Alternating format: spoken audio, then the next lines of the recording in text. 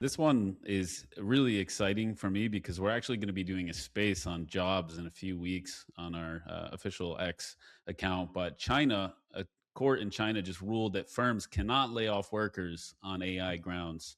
So this is pretty significant and very different to what we're seeing in the US and other parts of the world. But this Chinese court ruled this week that companies cannot legally terminate employees simply because AI can do their job more cheaply. The Hangzhou Intermediate People's Court found that AI replacement is a deliberate business strategy, not an unforeseeable event, and therefore cannot be used to justify contract termination. The US has no equivalent protection. 78,000 tech workers have been laid off globally in 2026, with nearly half attributed to AI. So the case involved a quality assurance worker named Zhao at a tech company in Hangzhou, China's AI hub, and his job was verifying AI generated content. When AI had improved enough to handle his role, the company demoted him and cut his salary from 25,000 yuan to 15,000 per month, a 40% cut. When he refused, they fired him, saying AI driven headcount reduction. So the People's Court ruled the firing illegal. The termination grounds cited by the company did not fall under negative circumstances, such as business downsizing or operational difficulties, nor did they meet the legal conditions that made it impossible to continue the employment contract. So the key legal logic is Chinese labor laws allow contract termination due to objective major changes, things like natural disasters, mergers, or unforeseeable market collapses. So this is really quite interesting. He won the case, and I think he got financial restitution. But yeah, I think this is one of the most vocal, loud statements we've seen so far in the defense of jobs for humans. And yeah, we're going to cover some more news later in this broadcast about AI jobs, jobs getting cut because of AI. But yeah, definitely interesting. What are your thoughts on this, Sasha? Yeah, I think you said it well. Like, this is a huge statement. And I think many Americans that are watching this weekly recap might be quite confused and thinking that China is leading the charge in social progression, because this would never happen in the U.S. We've seen over I think 150,000 AI related layoffs, and people are just kind of like you know dusting their hands off, saying, "Well, that's the price of doing business." This is also very concerning right now, because we had suspected that a lot of companies that have suffered through a poor fiscal 2025 have used AI related replacement layoffs as a justification to improve short term finances, and Yep. so like using this as a mask to reorganize the company, cut costs, and render hundreds of thousands of people jobless in an economy that's already suffering significantly due to global conflict. Like, that's a huge issue. And I never would expect this news to come out of China, but it's more of a theme that we're seeing. As far as humanoid robotics, AI innovation, and now, let's say, culture shaped around AI. It seems like China is leading the charge. So I have to say kudos to what's happening over there. And maybe it does set a strong precedent and an example for other people and other organizations and governments globally, where people need to start thinking about, okay, there need to be some sort of human protections against what we have going on in AI. Because coming out of Silicon Valley and the rest of US, it seems like a race to innovate with nobody stopping to question and say, is this okay? And I don't think that's the right direction we want to go in. Yeah, we're hearing some talk about universal basic income and some nonsense like this, but that's not the adequate solution at this point in time. But it is a little bit suspicious and weird to see these the biggest companies on earth basically saying, oh, we're not doing so well financially. We have to cut jobs. While at the same time, I think OpenAI just invested like $600 billion this year alone in capex. Like, they're cutting people, they're not paying salaries, but they're obviously over investing in everything else. So it's like, are you really financially struggling if you're paying that much to replace these people? Probably not. That's a really interesting way to look at it as well. And like the shift of expenditures from OpEx to CapEx for a company might be a signal in which, like, they're looking towards AI enablement, but maybe they're contributing to a bigger problem. Kind of foreshadowed this before when we were talking about the Chinese AI story, but Coinbase, one of the biggest publicly traded crypto companies in the world, one of the only ones actually, Coinbase cut 14% of its workforce, citing a market slump and AI shift. So, directly what this case in China was kind of talking about is not blaming these extenuating circumstances for layoffs. Coinbase's CEO Brian Armstrong announced Tuesday on Twitter, and he sent an email to the company that the company is cutting 14% of its global workforce, or approximately 700 employees. So, not as much as some of these bigger cuts we've seen from Oracle or Meta lately, but still quite significant for Coinbase. And the cuts came just 2 days before Coinbase's Q1 2026 earnings report. Armstrong cited two reasons: the current crypto market downturn, which might be reversed soon, depending on the Clarity Act, and AI fundamentally changing how the company operates. He said, "We need to return to the speed and focus of our startup founding with AI at our core," he wrote in the memo. And this structural overhaul is the most interesting part. So, Coinbase is essentially eliminating pure managers, people who only manage, never build. Every leader must now be Ooh. a player coach who still contributes individually, and management layers are capped at 5 below the CEO and COO. So, employee to manager ratio moves to 15 or more reports per leader.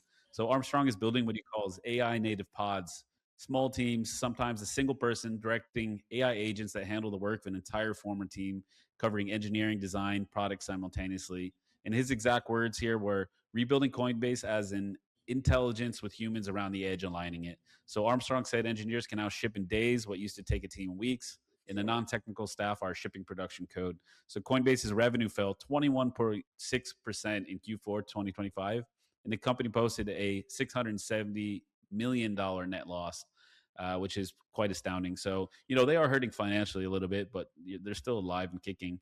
But yeah, they're slashing their workforce considerably. And they're not alone. Block announced cuts of nearly half its workforce, citing AI. Crypto.com, Algorand, Pinterest, CrowdStrike, and Chegg all made cuts recently too, attributing them basically to AI reshaping their workforces. So there's a lot to unpackage here. It is partially an AI story, but it's about a major crypto company. I think it's interesting. I don't know if it's necessarily 100% negative, because I like the idea of redesigning a company. You and I have worked with plenty of huge companies, and one of the biggest criticisms is that they're slow moving ships that are hard to steer, a lot of red tape. So the idea of like having a massive publicly traded company be more agile and operate more like a startup is an interesting way to frame it. But obviously, 700 people are losing their jobs right now, so definitely worrying. More and more people are panicking about losing their jobs apparently to AI. Yeah, absolutely. I mean, from a market capitalization perspective, Coinbase is a huge company, but from a workforce perspective, it's like what many people might refer to as like a mid-sized company with 6,000 employees compared to like Oracle or Meta or whoever, Mhm. right? The amount of context that became publicly available around this story is really interesting, and all of these quotes around like what Coinbase wants to be around AI enablement is very interesting. I think that this is very optimistic. What he talks about in implementing AI native pods and having small teams and then reshifting like direct reports to specific managers and cutting out middle managers. This is a complete company overhaul. Like, let's not fool ourselves. This and these types of overhauls take a lot of time. It takes time to build out processes. It takes time to retrain people. It takes time to kind of force that conditioning into people and let them really internalize this is how the way things are going to run now. It is maybe a signal of what the future might look like for Coinbase. And as a shareholder of Coinbase, like, I'm a little bit concerned because I know that they're talking about AI enablement and I know that they're talking about changing some things, but it feels like they're changing too much too quickly. And I don't know what this means for the greater business. As we know, Coinbase, like many exchanges, the majority of their revenue is coming from trades. It's coming from essentially trading or swapping tokens or cryptocurrencies out. And this is a signal that this company must change. And it's funny because it comes off the news of many different statements that CEO Brian Armstrong had made over the past year, especially around, his interest in prediction markets and how Coinbase is going to pivot into offering that, and how Coinbase wants to pivot further into being like a one-stop shop financial application for everything, which is what Robinhood and many other companies are doing. So they need to develop some more viable revenue streams, and that might also be relying on repurposing customer funds around like stablecoin holdings to generate yield off of like new strategies. They're really going to have to shift away from trading, because trading is very much market driven and people just aren't trading crypto much anymore. They're looking for ways and places to park their money and not take a massive hit due to inflation or global conflict. So I don't know what this means for Coinbase in the future, but it is potentially the first big crack. Like there's a lot more to read into this than just 14% of the workforce being cut out due to AI.